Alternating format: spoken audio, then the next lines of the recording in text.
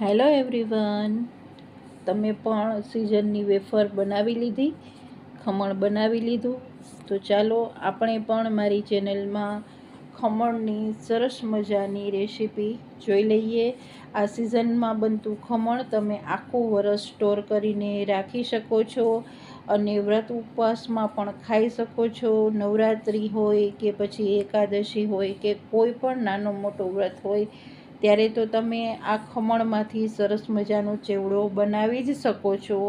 પણ બાળકોને તમે લંચ બોક્સમાં આપવો હોય તો પણ તમે બનાવીને આ ચેવડો દઈ શકો છો. આના માટે મેં જે સરસ મજાના બટેટા લીધા છે એને સિઝન માટે આપણે જે વેફર માટે આવતા હોય તે સ્પેશિયલ બટેકા મેં લીધા છે. અહીં મેં 3 કિલો જેટલા બટેકાનું ખમણ તૈયાર કર્યું છે. હવે આ ખમણ બનાવવા માટે આપણે જે એક બબે બટેટા છોલતા જશું અને ખમણતા જશું. આવી રીતના મેં ખમણીને તપેલા ઉપર રાખી છે.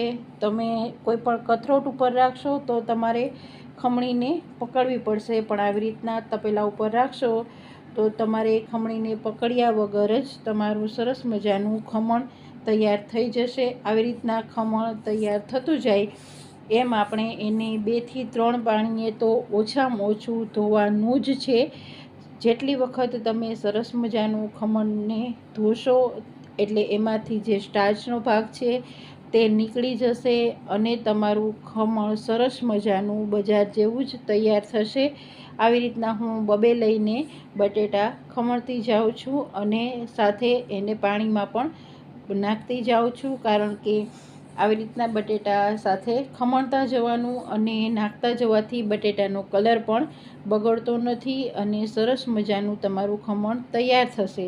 આની સાથે હું એક ટિપ્સ તમને આપું છું. જો તમને ખમણ બનાવતી વખતે હાથમાં વાગતું હોય ખમણી તો તમે એક ઉપાય કરી શકો છો. આ ઉપાય મેં કર્યો છે. તમે હાથમાં પહેરવા માટે કોઈ પણ મોજાનો ઉપયોગ કરી શકો છો. મેં અહીં ગરમ મોજાનો ઉપયોગ કર્યો છે, કારણ કે તે હાથમાં જાડા હોય એટલે ઘડીકમાં ફાટે પણ નહીં, છોલાય પણ ખમણ ઝડપી પણ બની જાય. આવી રીતના આપણે ખમણને પાડતા જશું તપેલામાં અને 2 થી 3 પાણીએ આપણે ધોતા જવાનું છે. એકસાથે ખમણ આપણે નથી બનાવવાનું. તમે જોઈ શકો છો કે જે પાણીનો કલર છે તે ડહોળો થઈ ગયો છે, એટલે આપણે બીજા પાણીમાં પણ એને ટ્રાન્સફર કરી લઈશું. આવી રીતના આપણે કરતા જવાનું છે. જેટલું પણ તમારે ખમણ તૈયાર કરવાનું હોય એકસાથે ખમણ આપણે પાડવાનું પણ નથી અને એકસાથે એક જ વાસણમાં રાખવાનું પણ નથી. આ તમે ટિપ્સ જરૂર યાદ રાખજો, કારણ કે તમારે જો બજાર જેવું સફેદ દૂધ જેવું ખમણ તૈયાર કરવું હોય તો આ ટિપ્સ જરૂર ફોલો કરજો.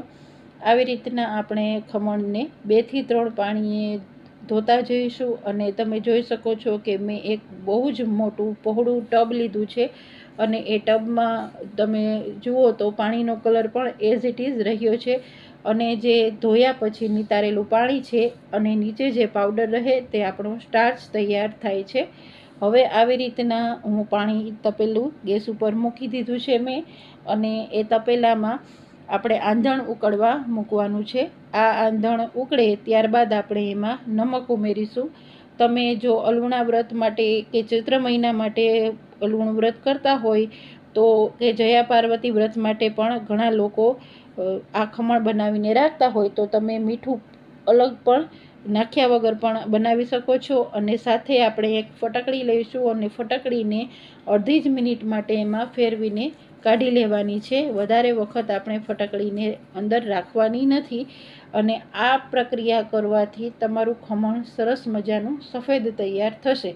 હવે આપણે આવી રીતના જે ખમણ છે તેને ધોઈ લીધું છે અને ચોખ્ખું પાણી આપણું તૈયાર થઈ ગયું છે. આ ઉકળતા પાણીમાં જ આપણે હવે ખમણને એમાં નાખી દઈશું. મેં અહીં ખમણને પાણી નિતારી અને એક મોટા ચારણામાં લઈ લીધું છે અને ખમણ ઉપર જે આ તમે જોઈ શકો છો કે પાણી ઉપર જે એક સફેદ લેયર આવી ગયું છે, એટલે કે તમારું આંધણ ઉકળી ગયું છે. હવે એ આંધણમાં જેટલું પાણી હોય એમાં નીચે ડૂબે એટલા જ પ્રમાણમાં ખમણને ઉમેરવાનું છે. વધારે પ્રમાણમાં ખમણને ઉમેરવાનું નથી. પહેલી વખત હોય ત્યારે તમે થોડું ઢાંકીને પણ રાખી શકો. ત્યારબાદ તમે જોઈ શકો છો કે આપણું આ ખમણ ચડી ગયું છે. આપણે ખમણને 80% જ પકાવવાનું છે. આખું આપણે 100% પકાવવાનું નથી. અને પ્લાસ્ટિક પાથરીને પણ આપણે તૈયાર રાખીશું, કારણ કે આપણું જે ખમણ છે તેને આપણે ચારણામાં લઈ લઈશું અને થોડું નીતરે અને ત્યારબાદ આપણે એને પ્લાસ્ટિક ઉપર પાથરી દેવાનું છે. આ ખમણની એક એક સ્લાઇસ આપણે અલગ પાથરવાની નથી, કારણ કે ખમણ છે તો એ આરામથી છૂટું પણ થઈ જશે અને સુકાઈ પણ જશે. આવી રીતના નીચે થાળી અને કાંઠો રાખી અને ખમણને હું ચારણામાં લઈ છું અને ત્યારબાદ એમાંથી થોડું વરાળ નીકળે ત્યાર પછી એને પ્લાસ્ટિક ઉપર હું પાથરી દઈશ. આવી રીતના આપણું ખમણ ચડી પણ ગયું છે અને સરસ તૈયાર થઈ ગયું છે. હવે જે આંધણ ઉકળી રહ્યું છે એમાં બીજું જે ખમણ કાચું છે એને હું ઉમેરી રહી છું અને એ જ પ્રોસેસ ફરીથી આપણે કરીશું અને ફટકડી પણ ફેરવતા જઈશું. ફટકડી ફેરવવાની દર વખતે ભૂલવાની નથી અને જોઈતા પ્રમાણમાં નમક પણ ઉમેરતા જઈશું. યાદ રાખજો કે નમક પાણીમાં સાથે પહેલાં ઉમેરેલું જ છે, એટલા માટે નમકનું પ્રમાણ ડબલ ન થઈ જાય એનું ખાસ ધ્યાન રાખવું. વધારે પડતું ખારું તૈયાર ન થાય. હવે આપણે જે પ્લાસ્ટિક પાથર્યું છે એની ઉપર ખમણને પાથરી દઈશું. અહીં મેં મારે જે જગ્યા રૂમમાં છે એમાં મેં પ્લાસ્ટિક પાથર્યું છે. પહેલા દિવસે હું તડકે આ ખમણને નથી સૂકવતી. આ ખમણને હું પંખા નીચે જ પહેલાં સૂકવું છું અને ત્યારબાદ જે તડકો ઘરમાં કૂણો શરૂઆતમાં સવારમાં આવતો હોય એ દિવસે હું ખમણને તડકે સૂકવું છું અને ત્યારબાદ જ એક વખત 1 થી 1.5 કલાક માટે આકરા તાપમાં હું ખમણ તૈયાર કરું છું. જોઈ શકાય છે કે આપણું ખમણ સરસ મજાનું ખખડી જાય એવું તૈયાર થઈ ગયું છે. આમાં કોઈ જ ભેજનો ભાગ રહ્યો નથી અને આપણું સરસ મજાનું સિઝનમાં બનેલું, ઘરમાં બનેલું ચોખ્ખું ખમણ તૈયાર થઈ ગયું છે. આ ખમણ મેં 3 કિલોમાંથી તૈયાર કર્યું છે. હવે હું તેલ મૂકી અને આ ખમણને તળી લઉં છું અને સિંગદાણા સાથે હું આ ચેવડો તમને બનાવીને બતાવી રહી છું. ખૂબ જ સરસ મજાનો ઘરનો સરસ ચેવડો તૈયાર થઈ જશે. સિંગદાણા અને ઘરમાં તમે જે મસાલા ખાતા હોય તે મરચું, મીઠું, ખાંડ એ બધું જ નાખીને લીમડો મૂકીને અથવા તમે ચાહો તો ડ્રાયફ્રૂટ સાથે પણ આ સરસ મજાનો ઘરે ચેવડો તમે તૈયાર કરી શકો છો. અમે વ્રતમાં હળદરનો ઉપયોગ નથી કરતા, એટલા માટે હું આ ખમણનો જે ચેવડો બનાવું છું તેમાં હળદરનો ઉપયોગ નથી કરતી. બહાર જે ખમણ તૈયાર મળતું હોય છે તેમાં હળદર ઉમેરેલી હોય છે, એટલા માટે એ થોડું પીળાશ પડતો કલર આવતો હોય છે. જો આપણું સરસ મજાનું ખમણ તૈયાર થઈ ગયું છે અને ફૂલીને તે તરત ઉપર આવી ગયું છે, એટલા માટે પરફેક્ટ આપણું ખમણ તૈયાર થઈ ગયું એવું કહી શકાય. હવે આપણે વાસણમાં જે ખમણ છે તેને લેતા જઈશું અને એની ઉપર જે તમારા ઘરમાં ખવાતો હોય તેવો મસાલો તમે ઉમેરી શકો છો. હું અહીં ખાંડ, મીઠું અને મરચું અને સાથે ચાટ મસાલો ઉમેરી રહી છું. તમે ચાટ મસાલો ન ખાતા હોય તો સ્કીપ પણ કરી શકો છો.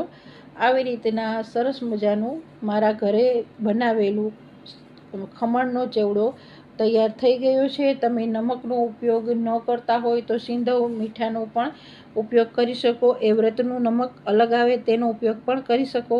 હું આ સાથે થોડું મરી પાવડર પણ ઉમેર્યું છું અને થોડો ગરમ મસાલો પણ ઉમેર્યું છું. એનાથી ખૂબ જ સરસ મજાનો ચેવડો તૈયાર થઈ જાય છે. આપણે એને બરાબર રીતે મિક્સ કરી લઈશું. મરી પાવડર તમે ન ખાતા હોય તો સ્કીપ પણ કરી શકો. આ સાથે મરી પાવડરનો ટેસ્ટ સરસ લાગતો હોય છે અને મરી પાવડર ઉમેરવાથી ઘણાને વાયુ થતું હોય તે પણ મટતું હોય છે, એટલા માટે સાથે હું આમાં મરી પાવડરનો ઉપયોગ કરું છું. આશા છે કે તમને આ સરસ મજાનું સિઝનમાં બનતું ખમણ બનાવવાની રેસીપી ગમી હશે. ગમી હોય તો અન્ય સાથે લાઇક, શેર અને સબસ્ક્રાઈબ કરશો. મારી ચેનલને વધુમાં વધુ જોતા રહેશો.